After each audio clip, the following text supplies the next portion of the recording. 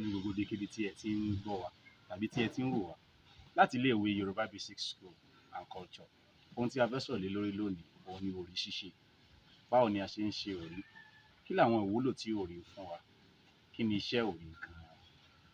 Ní ilẹ̀ Yorùbá, a gbà dáadáa wípé èso igi kan òun ló ń fún wa ní òrí tí à ń pè ní èsè.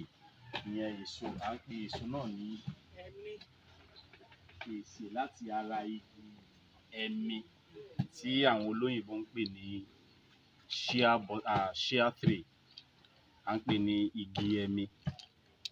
Nígbà tí àkókò bá tó tí igi náà bá so, àwọn èso rẹ̀ tó bá bọ́lẹ̀ á sà, á yọ gbogbo àwọn èyí tí kò dáa.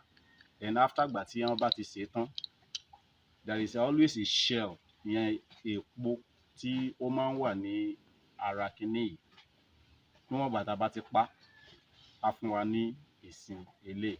Then after a while, we will spread it, ìyẹn ni pé a máa sá. Lẹ́yìn ìgbà tá a bá ti sá tán, we take it to grinding machine and it would grind it. Lẹ́yìn ìgbà tí wọ́n bá ti lọ̀ ọ́ tán, á fún wa ní èyí.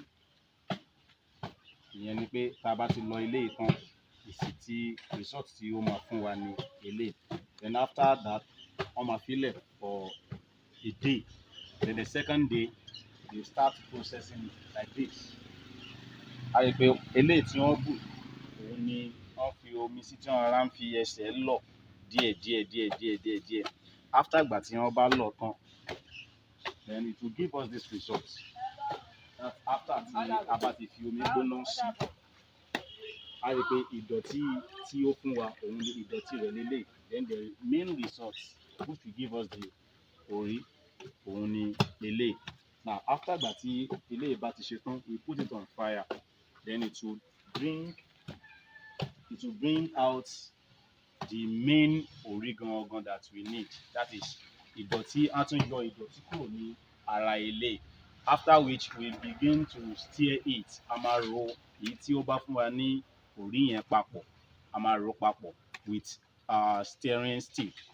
Ìyẹn ni pé a máa ro papọ̀ pẹ̀lú ọmọrogùn. Then it will give us the òrí gangan that we are talking about. And this is the result is going to give us. This is the result is going to give us. This is òrí. Then what then are we using this òrí for? Kí là ń lo òrí fún? À ń lo òrí fún ìjẹ. Ìyẹn ni pé a máa fi ń se ọbẹ̀. A máa fi sínú stick. Ìyẹn ni pé a máa ro papọ̀ pẹ̀lú ọmọrogùn. Then it will give us the òrí gangan that we are talking about. And this is the result is going to give us. This is the result is going to give us. This is òrí. Then what then are we using this òrí for? Kí là ń lo òrí fún? À ń lo òrí fún ìjẹ. Ìyẹn ni pé a máa fi ń se ọbẹ̀. A máa fi sínú iṣu tí a bá se iṣu tán, iṣu gbígbóná. Then lọ́pọ̀ ìgbà nígbà tí a sì kéré, àwọn bàbá wa máa, tá a bá ti ro àmàlà láàárọ̀ kùtùkùtù, á ti bọnú àmàlà, á yọ, wọ́n á bu ọbẹ̀ sí. À ń pe ọbẹ̀ kan ní ọbẹ̀ tómítómí. Wọ́n á bu ọbẹ̀ yẹn sí papọ̀, ó di oúnjẹ nìyẹn. Then we use it for cream as well. Most ladies use it for cream. Then whenever tí èèyàn bá ní ara ríro, a máa ń lò láti fi wọ́ ara. Then whenever someone has a boil, we use it to cure it, láti fi ra ojú bí ewu tí ó níyẹn. So many things we use this òrí for, and it is very useful for our mankind. In fact, it's very more useful for body. Ó dára nínú ara ju òróró tí à ń jẹ lọ. Òrí is very good and nourishable to the body.